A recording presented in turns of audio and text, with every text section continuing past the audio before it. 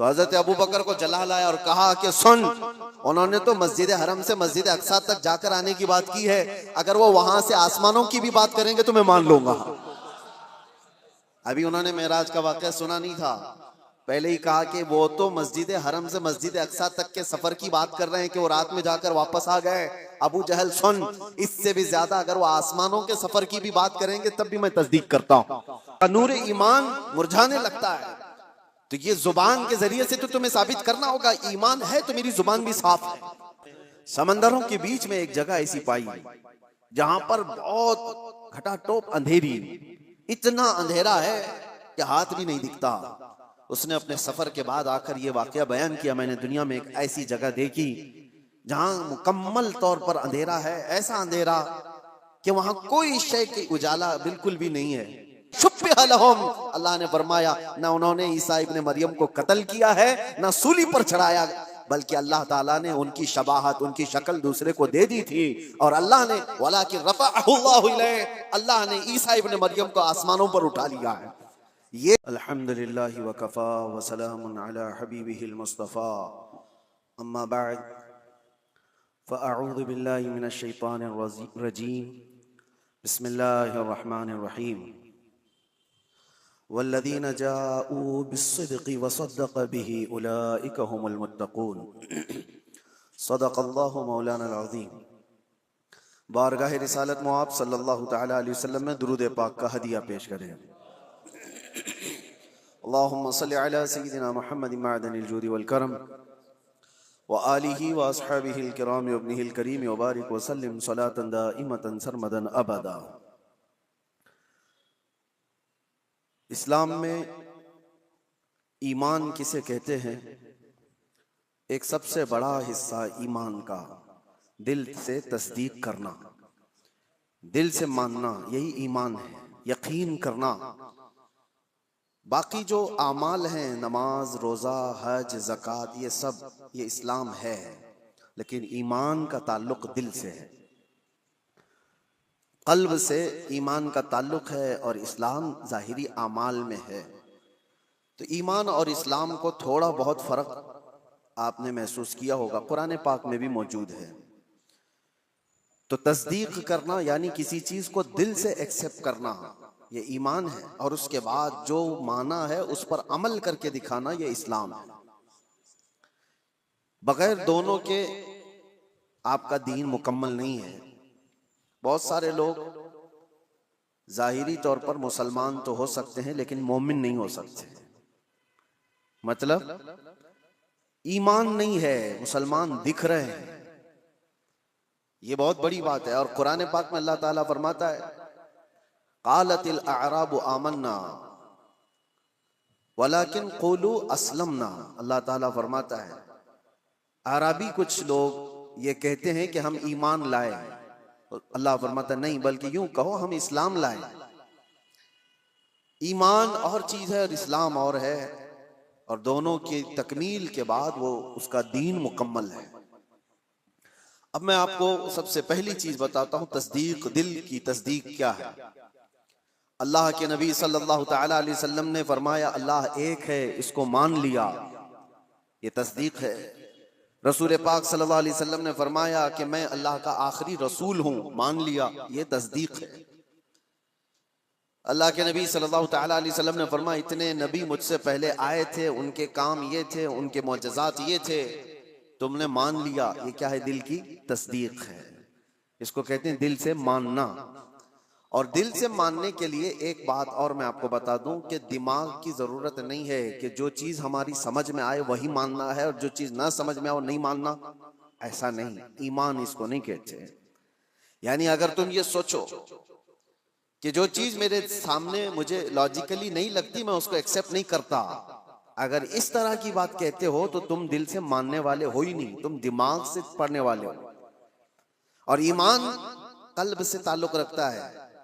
मिसाल के तौर पर अल्लाह के नबी सल्लल्लाहु तआला अलैहि वसल्लम ने इरशाद फरमाया, रात के एक छोटे से हिस्से में मैं मस्जिद हरम से मस्जिद अक्सा गया, बैतुल मुक़द्दस गया, और उसके बाद फिर आसमानों का सफर किया, और फिर लौट करके आया पल भर में। जंजीर भी हिलती रही, बिस्तर भी रहा गर्म, ता अर्श गए फिर आए मोहम्मद सल्लल्लाहु अलैहि वसल्लम।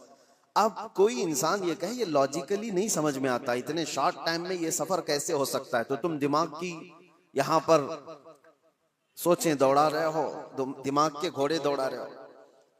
लेकिन तस्दीक किसे कहते हैं, आओ मैं आपको बताऊं। हुजूर पाक सल्लल्लाहु अलैहि वसल्लम मेराज के सफर के बाद मक्का वालों से यही वाकया बयान कर रहे थे कि कल की शब अल्लाह ताला ने मुझे मेराज का सफर अता किया, मस्जिद हरम ले गया, मस्जिद हरम से मस्जिद अक्सा, वहां पर इमाम आइम्मा अंबिया इकराम अलैहिस्सलाम की इमामत किया। उसके बाद फिर सातों आसमानों का सफर, अर्श, कुर्सी, लौह कलम, जन्नत, दोज़ख, यहाँ तक कि रब्बे जुल जलाल का दीदार, और फिर वापस आया। ये मक्का वालों को मेरे आका बयान कर रहे थे। उस वक्त जिसको जो सवाल करना था उन्होंने सवाल किया कि अगर आप बैतुल मुक़द्दस गए थे तो बताइए वहाँ के हालात कैसे हैं, बैतुल मुक़द्दस का दरवाज़ा कैसा है, खिड़कियाँ कैसी, मेहराब कैसे। नबी पाक सल्लल्लाहु अलैहि वसल्लम सबकी चीज़ें बता रहे थे। तो एक हुआ ये सवालात करके इल्म को बढ़ाना, और एक है बगैर कुछ पूछे कहना हाँ आप सही कह रहे हैं। दो चीज़ें हैं। लेकिन इस महफिल की खुसूसियत ये है कि अबू जहल उसको मौका मिल गया। उसने देखा कि इतनी बड़ी बात हुजूर कर रहे हैं, तो गुमराह करने के लिए एक बड़ा चांस मिला है। बाहर निकला और सबको बोलने लगा कि मोहम्मद तो अब छोटी छोटी बातों से बहुत बड़ी बातों पे आ गए। वो तो आसमानों के सफर की बात और ए रात के एक हिस्से में यहाँ से बैतुल मुक़द्दस के सफर की बात कर रहे हैं और वापस मक्का में बैठे हुए हैं। तो वो गुमराह करने के लिए प्रोपेगेंडे करने लगा।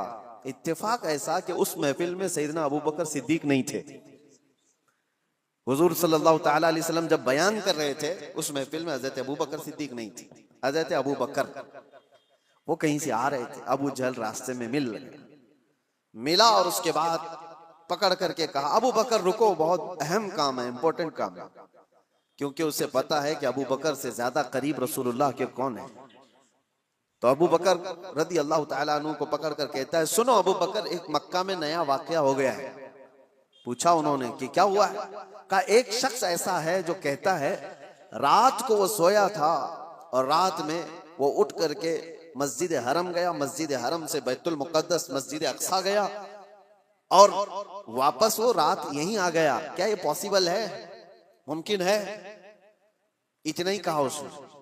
तो हज़रत अबू बकर ने कहा ऐसा कैसे हो सकता है, बात तो है, ऐसा कैसे हो सकता है कि रात के एक छोटे से हिस्से में कोई मस्जिद हरम से मस्जिद अक्सा गया हो और फिर वापस आ गया हो, ऐसा कैसे हो सकता है। तो ठट्टा मार करके हंसने लगा कि मेरा निशाना सही लगा है अबू जहल। तो हज़रत अबू बकर ने पूछा बताओ तो सही कौन है ये इस तरह कहने वाला। अबू जहल ने कहा कोई और नहीं, तुम्हारे साथी मोहम्मद सल्लल्लाहु अलैहि वसल्लम ये बात कह रहे हैं। तो हजरत अबू बकर को जला लाया और कहा कि सुन, उन्होंने तो मस्जिद हरम से मस्जिद अक्सा तक जाकर आने की बात की है, अगर वो वहां से आसमानों की भी बात करेंगे तो मैं मान लूंगा। अभी उन्होंने मेराज का वाकया सुना नहीं था, पहले ही कहा कि वो तो मस्जिद हरम से मस्जिद अक्सा तक के सफर की बात कर रहे हैं कि वो रात में जाकर वापस आ गए। अबू जहल सुन, इससे भी ज्यादा अगर वो आसमानों के सफर की भी बात करेंगे तब भी मैं तस्दीक करता हूं। अगर उन्होंने कहा है तो वो झूठ नहीं हो सकता। ये है तस्दीक, ये है तस्दीक। और हजरत अबू बकर रदी अल्लाह ताला अन्हु उस वक्त तक अबू बकर ही थे। जैसे ही ये वाकया हुआ और महफिल रसूल में तशरीफ लाए तो नबी पाक सल्लल्लाहु ताला अलैहि वसल्लम ने आपको सिद्दीक कह करके पुकारा था। ये तस्दीक करने वाला और नबी पाक सल्लल्लाहु ताला अलैहि वसल्लम की हर बात को मिनो अन मानने वाले हजरत अबू बकर सिद्दीक। ईमान इसको कहते हैं मेरे अजीजों। ईमान एक बहुत पावरफुल अंदर की एनर्जी है जिसमें डगमग थोड़ा सा भी हो तो आदमी कश्मकश में मुब्तला हो जाता है, शक व शुबे में मुब्तला हो जाता है। ईमान एक बहुत पावरफुल चीज है, यकीन की आला चीज को कहते हैं। अब मिसाल के तौर पर अल्लाह तबारक व तआला मौत के बाद हमें दोबारा उठाएगा क़यामत के दिन, इस पर यकीन होना ये ईमान का हिस्सा है। ऐसा यकीन होना चाहिए कि आपके अंदर जरा बराबर भी शक व शुबा ना हो। कैसे उठाएगा, कैसे हो सकता है, जल गए, मर गए, कट गए, शेर खा लिया, पानी में डूब गया, आग में जल गया, कैसे इसको उठाया जाएगा। रब ताला ने कुरान में मिसालों के जरिए से हमें बताया है कि वो रब्बुल आलमीन जो पानी के एक कतरे से तुम्हें पैदा कर सकता है, तुम्हारे खत्म होने के बाद वो दोबारा क्यों नहीं उठा सकता। एक नुतफे से जो इंसान की शक्ल तुम्हें दे सकता है, वो तुम्हारी राख से दोबारा क्यों नहीं उठाएगा? तुम हवा में तहलील हो जाओ। तो यकीन एक आला चीज है। हजरत अबू बकर सिद्दीक रज़ियल्लाहु ताला अन्हु की जात से हमें ये चीज मिलती है, यकीन हो तो ऐसा हो। और दूसरी एक और मिसाल मैं आपको देता हूं। बड़े बड़े लोग जहां पर कश्मकश में आ जाते हैं कि क्या करना चाहिए क्या नहीं होना चाहिए, हजरत अबू बकर सिद्दीक रज़ियल्लाहु ताला अन्हु का ईमान तो देखें। हुजूर पाक सल्लल्लाहु ताला अलैहि वसल्लम की वफात के बाद हजरत अबू बकर ने ऐसा महाज छेड़ दिया था कि एक तरफ उसामा बिन जैद जो 19 साल के जवान थे, रसूलुल्लाह सल्लल्लाहु अलैहि वसल्लम ने अपनी हयात के आखिरी दिनों में उनको लश्कर देकर भेजा था। अभी वो लश्कर मदीने से ज्यादा दूर नहीं गया था कि मेरे आका की वफात हो गई। 10,000 सहाबा का लश्कर, और वो वापस आए मदीने में हुजूर की वफात की गम की खबर सुनकर। ये बात हुजूर की वफात होते ही चंद दिनों के बाद एक फितना और फैल गया कि एक दूसरा शख्स मुसैलमा कज़्ज़ाब, उसने अपने नबी होने का दावा कर दिया। हुजूर की वफात के बाद उसने नबूवत का दावा कर दिया और उसने अपनी एक जमात बना ली। दूसरा फितना, एक असवद अंसी नाम का शख्स, उसने भी नबूवत का दावा कर दिया। एक और फितना उठा, जो लोग ज़कात देते थे उन्होंने ज़कात से इनकार कर दिया कि हम ज़कात आज से नहीं देंगे, कि वो रसूलुल्लाह की हयात में देते थे। तो ये एक साथ इतने फितने खड़े हो गए अचानक, और हजरत अबू बकर सिद्दीक ज़मा में खिलाफत को संभाले हुए। तो आपने उसामा बिन जैद से कहा, जो रसूलुल्लाह ने तुम्हें जहां भेजा है निकल जाओ लश्कर देकर। जो सहाबा, तो हजरत उमर ने कहा रोक करके कि अभी मदीने में जरूरत है, इतने फितने हैं, आप इस लश्कर को रोक लीजिए, इतने 10 सहाबा सब चले जाएंगे जंग में, क्या होगा? हजरत अबू बकर ने कहा कसम रब्बे जुल जलाल की, जिस फैसले को मेरे रसूल ने नाफिज किया, मैं अबू बकर होता कौन हूं उसको वापस लेने वाला। अल्लाह के नबी सल्लल्लाहु अलैहि वसल्लम ने इस लश्कर को रवाना किया है, मैं इसको वापस नहीं। इनको सवार किया और पूरे लश्कर को रवाना किया। फिर पूछा हजरत उमर ने, बाकी इन लोगों का क्या होगा? ये मुसैलमा कज़्ज़ाब है, असवद अंसी है, ये मुनकिरीन ज़कात हैं, इनका क्या होगा? हजरत अबू बकर ने कहा मदीने के जितने लोग हैं सब जमाओ। छोटी सी एक फौज मुसैलमा कज़्ज़ाब के खिलाफ भी, असवद अंसी के खिलाफ भी भेजा, और उसके बाद फिर ज़कात के मुनकिरीन उनके पास भी तकाजा करने के लिए। तो हजरत उमर ने कहा एक साथ इतने सारे महाजात पर कैसे आप लड़ोगे? तो हजरत अबू बकर सिद्दीक उस वक्त क्या कहते हैं सुनो। आपने कहा ए उमर, इस्लाम लाने से पहले जो तुम्हारे अंदर जलाल था वो कहां चला गया? जो जवानी के जौहर थे तुम्हारे वो कहां चले गए? ये कैसी बात कर रहे हो? अल्लाह की कसम, मदीने वालों के छितड़े उड़ जाएं तब भी मैं खामोश नहीं बैठूंगा, क्योंकि मेरे रसूल के दीन का मसला है। और सबको नाफिज किया और अल्लाह ने हर जगह फतह मुबीन अता फरमाए। जितने महाज, ईमान ऐसा कवी था कि आपको अल्लाह की जात पर ऐसा भरोसा। एक और मिसाल मैं आपको बताता हूं। बहुत ऐसा वक्त आ जाता है डिसीजन लेना बहुत मुश्किल हो जाता है जिंदगियों में, लेकिन फरमाने रसूल जहां नजर आए, ऐ मुसलमानों अपनी सारी चीजें छोड़ दो उसके सामने। मेरे आका ने फरमाया, कई मसले हमारे पास आते हैं, प्रॉपर्टी के झगड़े, अभी कुछ कल ही की बात है, हम विरासत के मसले लिख करके दे रहे हैं सामने वाले को। तो उनका जो एक्सपेक्टेशन था कि इन बहनों को नहीं मिलना चाहिए, इनको तो शादियों में दिया गया था। हमने कहा अल्लाह के नबी की शरीयत ये है, कुरान में अल्लाह ने ये फरमाया। तो उन्होंने उसको लपेट के रख दिया और कहा कोर्ट से देख लिया जाएगा। मेरे अजीजों, क्या ये ईमान है? तुम्हें मैं रसूलुल्लाह का फरमान बता रहा हूं, नबी ने ये फरमाया है। होना तो ये चाहिए कि अपनी जिंदगी की हर शय फरमाने रसूल पर छोड़ दो। सिर्फ दौलत और जायदाद के नाम पर उस पर काबिज होने के लिए लोग अपनी शरीयत से भी दूर हो जाते हैं। हुजूर के फरमान को पीठ पीछे डाल दिया, कुरान के हुक्म को सुना सुना करके भी हम उनको बताएं तब भी छोड़ दिया। आखिरत का खौफ जिसे नहीं है वो तो यहाँ हर हलाल और हराम खा जाएगा। एक बात याद रखो, एक बालिश्त जमीन अगर किसी की कब्जा किया है, हुजूर सल्लल्लाहु अलैहि वसल्लम फरमाते हैं 7 जमीनों का तौक बनाकर क़यामत के दिन उसके गले में डाला जाएगा। वो उठ नहीं पा रहा होगा उस दिन। 50,000 साल के बराबर का एक दिन क़यामत का, उस दिन के अजाब से डरो। मैं कहना यह चाहता हूं कि जब तुम्हारे सामने रसूलुल्लाह की हदीस आ जाए कि मेरे आका ने यह फरमाया, अपनी ख्वाहिशात छोड़ दो, अपनी जो भी एक्सपेक्टेशन है उसको खत्म कर दो। नहीं, मेरे आका ने फरमाया, खत्म है बात। ईमान इसी को कहते हैं। मैं बता रहा था सीदना अबू बकर सिद्दीक के बारे में। हुदैबिया का मौका है, नबी पाक सल्लल्लाहु अलैहि वसल्लम 1400 सहाबा को लेकर मदीने से निकले मक्का उम्रा करने के लिए, लेकिन हालात ऐसे थे कि मक्का वाले उम्रा करने नहीं दे रहे थे। रोक दिया 35 किलोमीटर दूर, मक्का से दूर, कि आप लोग उम्रा नहीं कर सकते। और जंग करने पर तुले हुए थे मक्का वाले, उस वक्त थोड़ा ताकत में थे। नबी पाक सल्लल्लाहु ताला अलैहि वसल्लम ने देखा कि हम एहराम की हालत में आए हुए हैं उम्रा करने के लिए, लेकिन ये जंग करना चाहते हैं और हुजूर जंग नहीं करना चाहते थे। तो मक्का वालों के सामने आपने सुलह की तदबीर रखी कि हम आपस में समझौता कर लेते, सुलह कर लेते। तो मक्का वाले उस पर तैयार हुए, सुलह हुई दोनों के दरमियान।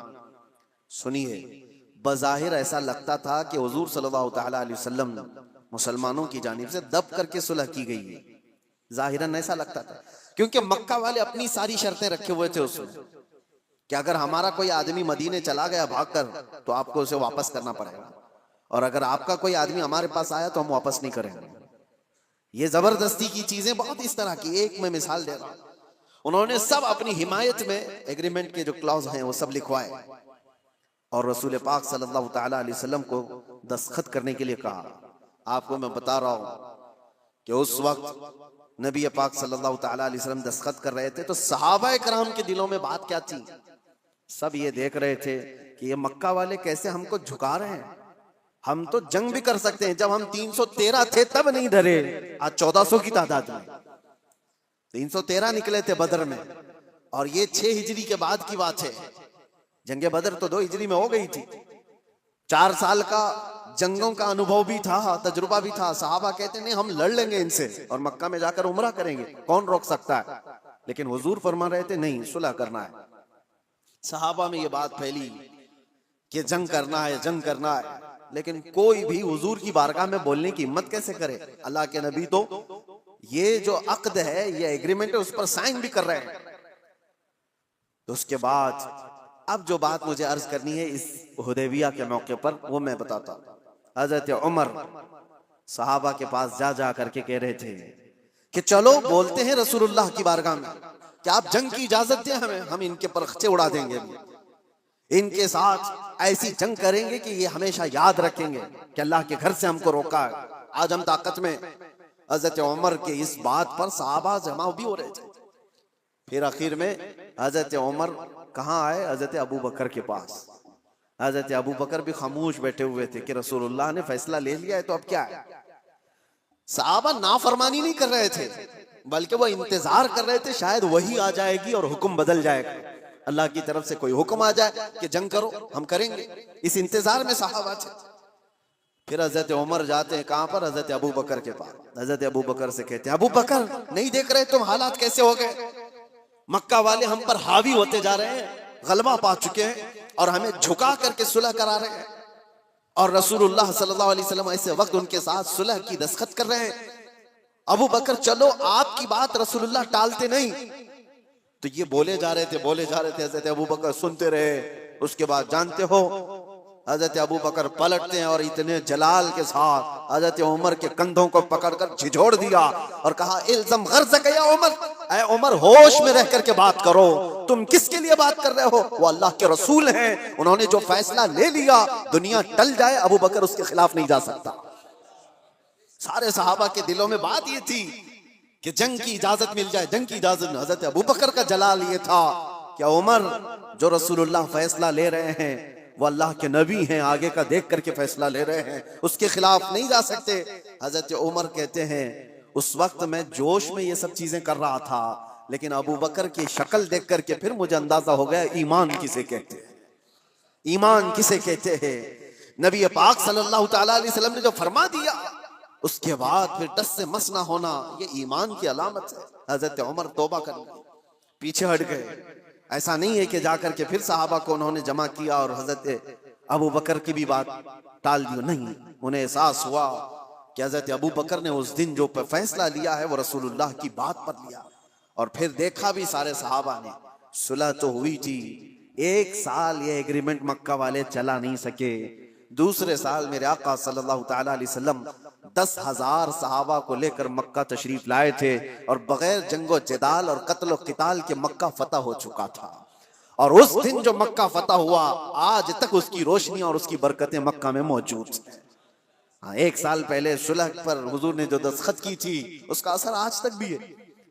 तो हज़रत अबू बकर सिद्दीक का वो ईमान था कि नबी पाक सल्लल्लाहु ताला अलैहि वसल्लम के फरमान के बाद फिर कोई चीज नहीं। आज क्या हमारे अंदर ईमान का वो हिस्सा है? क्या हम वैसी तस्दीक करते हैं कि हुजूर ने जो फरमा दिया वो हक है? लोग आज साइंस से कंपेयर करके देखना चाहते हैं। हाँ, साइंस आ गया है तो अब एक नई चीज ये भी चल पड़ी है ना कि हर चीज को साइंस से देखा जाए। साइंस ये कह रहा है तो मेरे नबी ने 1400 साल पहले किया। अरे, हमारे नबी के फरमान को सही करने के लिए साइंस जैसी 1000 चीजें आए, इसकी कोई हाजत नहीं। साइंस की थ्योरियां हर नए साल में बदलती रहती। डार्विन ने पहले क्या कहा था? इंसान बंदरों की औलाद। बंदरों से ये इर्तिका यानी डेवलप होते होते फिर इंसान बन गया। उसके बाद इस नजरिए को, इस फार्मूले को रद्द कर दिया गया 100 साल बाद। उसके बाद फिर कई साइंटिस्ट ऐसे आए जिन्होंने एक थ्योरी पेश की, उसको बाद में चल करके खत्म कर दिया गया। उसके खिलाफ दूसरे साइंसदान की थ्योरी कबूल कर ली गई। ये तो साइंस में चलता रहेगा। मेरे नबी पाक सल्लल्लाहु ताला अलैहि वसल्लम के फरमान को अगर बज़ाहिर आज साइंस एक्सेप्ट नहीं करता, तो मेरा तो यकीन है कि कल को जब ये और तरक्की करेगा, इसे समझ में आ जाएगी मेरे नबी का फरमान ये हक था। अभी कल ही कुछ परसों की बात है, कुछ नौजवान पढ़े लिखे वो कह रहे थे कि जमीन साकिन है या हरकत कर रही है, रोटेशन में है।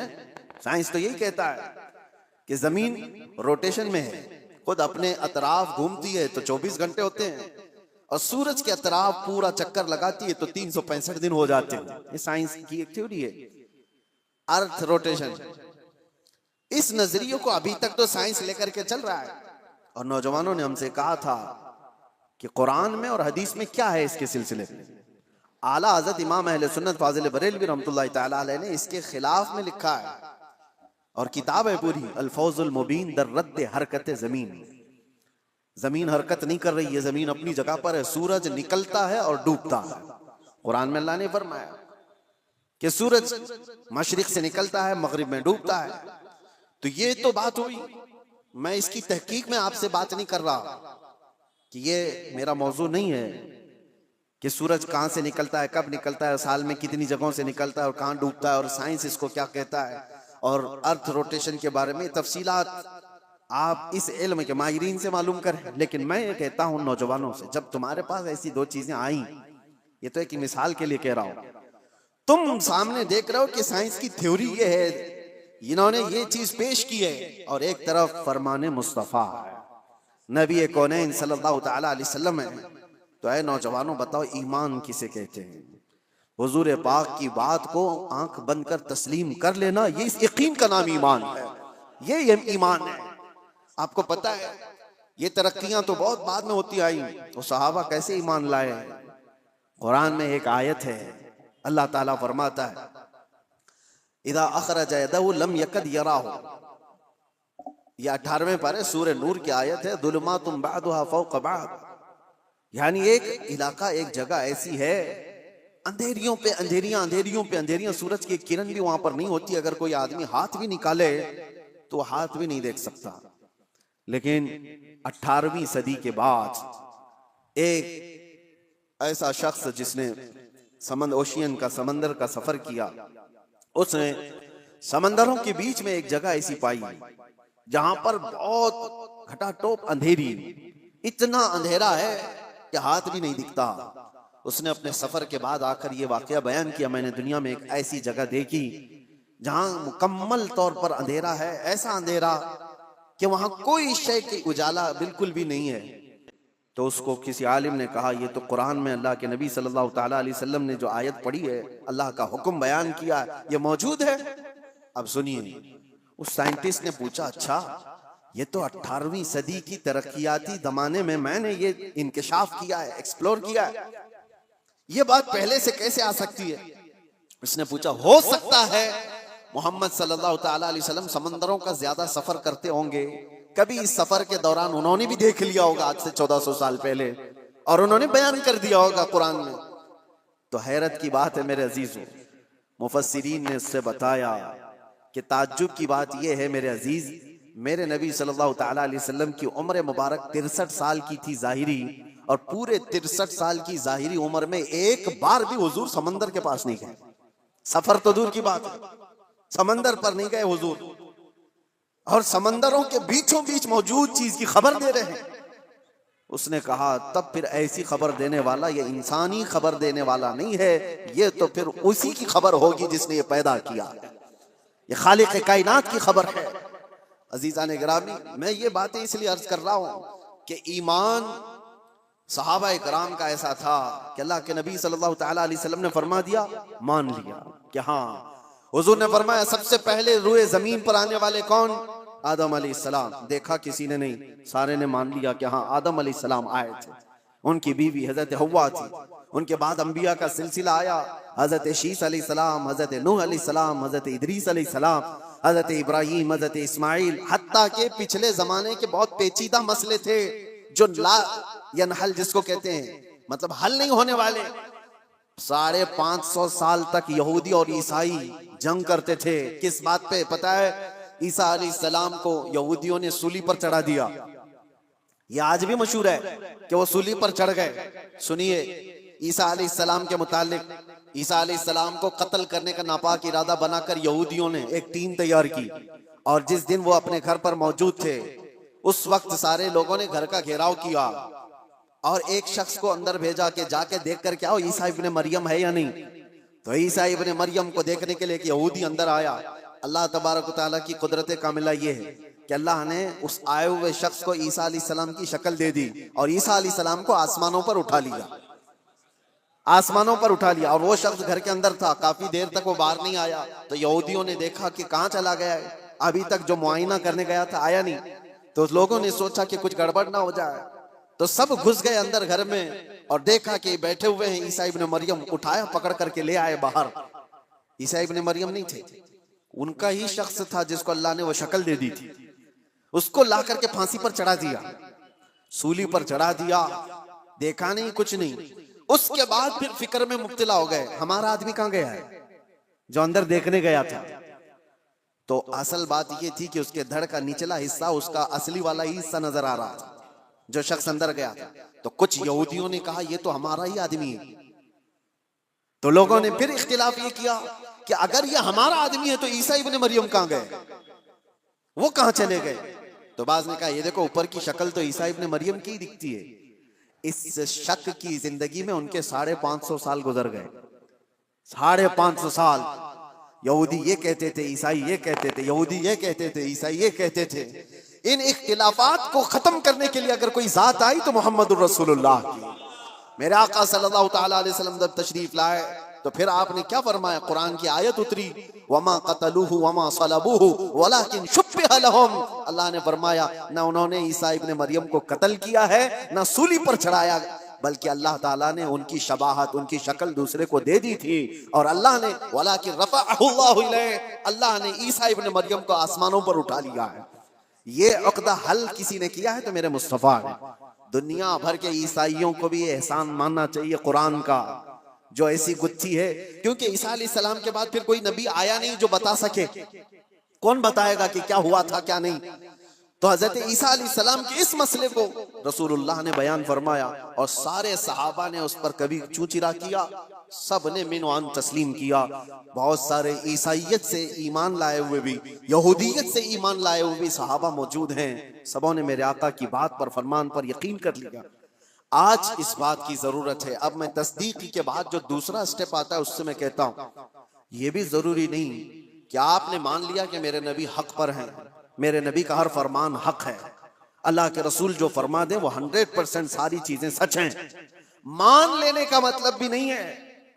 ईमान तो मान लेने का मतलब हो गया, लेकिन उसके बाद इस्लाम का स्टेप भी तो है। मान तो लिया, अब करके भी तो दिखाओ। माना है तुमने दिल से और उसके बाद अब अमल करके दिखाओ। ये दो हिस्से हैं, ईमान है और इस्लाम है। हो सकता है मैं आपको ब्लेम नहीं करता क्या आप मोमिन नहीं हैं? हो सकता है ईमान वाले हैं, सबके दिलों में यकीन 100% मौजूद है। और अगर वो यकीन है तो फिर जाहिर क्यों नहीं है, दिखता क्यों नहीं है? कुछ वो हैं जिनका इस्लाम दिखता बहुत है, कोई नमाज छोड़ते नहीं, कोई नमाज उनकी नहीं छूटती है, तहज्जुद भी पढ़ते हैं, सब कुछ करते हैं, दिख तो बहुत रहा है, लेकिन दिल की बात अगर देखी जाए तो हुजूर की मोहब्बत ही नहीं है। तो यहाँ ईमान ही नहीं, इस्लाम दिख रहा है। और कुछ वो हैं जिनका ईमान तो है दिल के अंदर, मेरे नबी की मोहब्बत भी है, लेकिन अमल नहीं दिखता, इस्लाम पर नहीं आते। जब ये दोनों चीजें कंप्लीट हो जाएं तो तुम्हारा दीन मुकम्मल है, वरना मेरे अजीजों इसी में रह जाएंगे।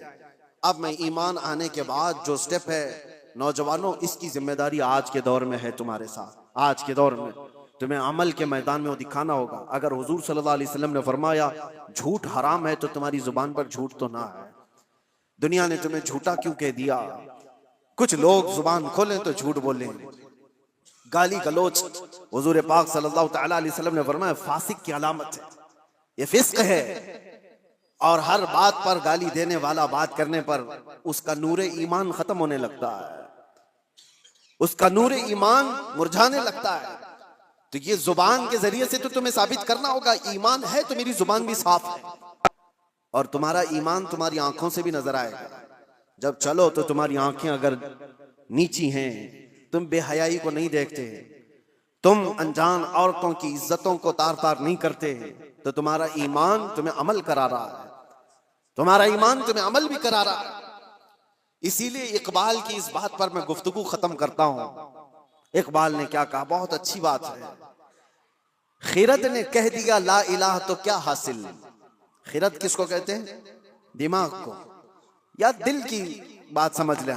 खिरद ने कह दिया ला इलाह तो क्या हासिल, दिलो निगाह जो मुसलमान नहीं तो कुछ भी नहीं। ला इलाहा इल्लल्लाह पढ़ते हो और ईमान तुम्हारे दिल में है, लेकिन ना नजरों से नजर आ रहा है, ना हाथों पांव से नजर आ रहा है। दिलो निगाह जो मुसलमान नहीं तो कुछ भी नहीं। और इसीलिए इकबाल की ये बात भी, ये तेरे मुराकबे, आपने क्या कहा है, जैसे मुराकबे में बैठा है, जिक्र की मजलिस में है, महफिलें हैं, सुरूर है, ये तेरे मुराकबे, ये तेरी महफिलें, ये सुरूर की महफिलें, जो तेरी तन्हाई की निगहबान नहीं तो कुछ भी नहीं। तुम ये सारी चीजें तो करा रहे हो, इधर नमाज पढ़ रहे हो, सफों में खड़े हो, और बाहर अगर चप्पल चोरी कर रहा है तो कौन सी नमाज पढ़ के आया? कुरान तो कह रहा है इन्नस्सलात तन्हा अनिल फहशाई वल मुनकर, बेशक नमाज तुम्हें हर बेहयाई और बुराई से रोकती है। तो ये मस्जिद के बाहर ही नहीं रोक पाई तुम्हारी नमाज, वजह क्या है?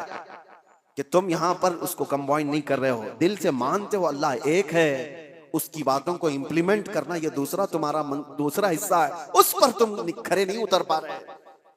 जैसे कि आज मसला ये नहीं है मेरे अजीजों इलेक्शन में जीत लेने का, मैं एक एग्जांपल दे रहा हूँ।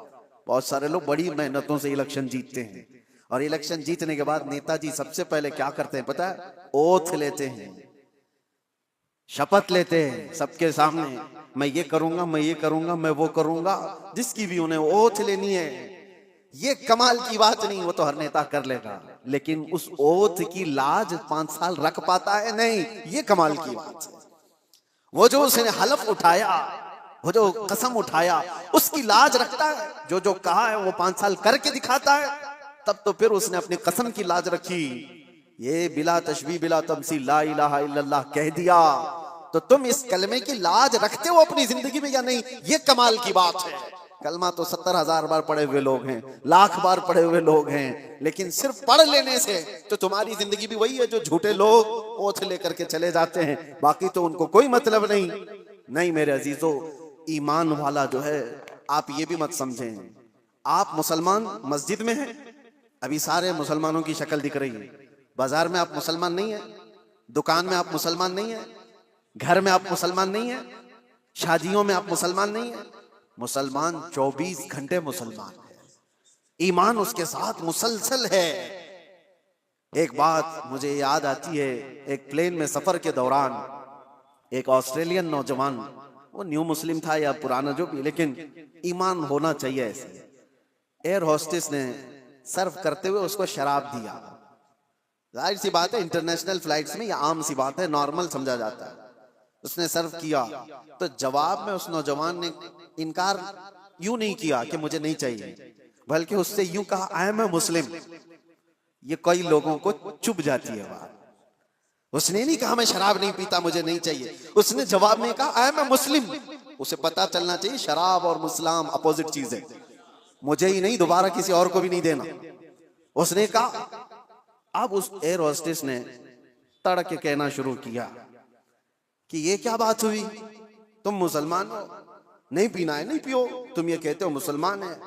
अरे इसमें होता क्या है, 8-9 घंटे की फ्लाइट है, रिलैक्स कर सकता है आदमी, दूसरे भी तो है इस फ्लाइट में बैठे हुए, वो तो पी रहे हैं, तुमने ये जवाब क्यों दिया? उसने बेतकल्लुफी में बात करते हुए एयर होस्टेस ने कहा, हालांकि उसको आर्ग्यू करने का हक नहीं था, ऐसी ही उसने बात की। तो सुनो मेरे अजीजों, उस नौजवान ने कहा, ठीक है तुम कहती हो ये मुझे पीना चाहिए, तो तुम पहले पायलट को पिलाओ, पायलट को पिला कर के आओ।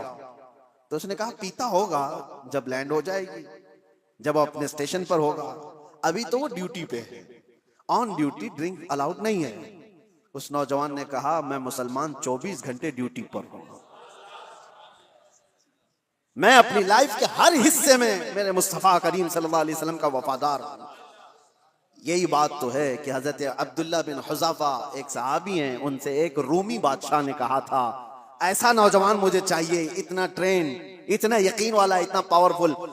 बादशाह, रूमी बादशाह ने हजरत अब्दुल्ला बिन हुज़ाफा से ये कहा, तू आजा मेरे पास, तुझे मैं वजीर बना लूंगा, और अगर नहीं तो आधी सल्तनत दे दूंगा, तू आजा मेरे पास, ऐसा मुझे एक नौजवान चाहिए।